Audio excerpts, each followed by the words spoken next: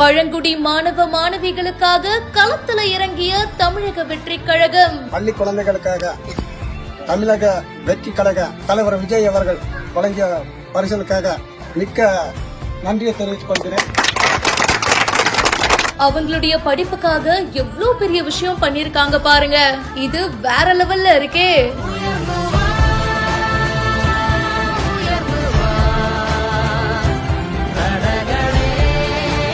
தலைவர் தளபதி அவர்களின் பிறந்தநாள் சார்பாக மேட்டுப்பாளைய தொகுதி நெல்லித்துறை பஞ்சாயத்து பழங்குடிய மக்களின் கோரிக்கையை ஏற்று இன்று பள்ளி குழந்தைகளும் பொதுமக்களும் ஆற்றை கடப்பதற்காக பரிசல் ஒன்று காரமடை ஒன்றிய தலைமை கழக தோழர்கள் சார்பாக இன்று பொதுமக்களுக்கு வழங்கப்பட்டது. Taste the Daily.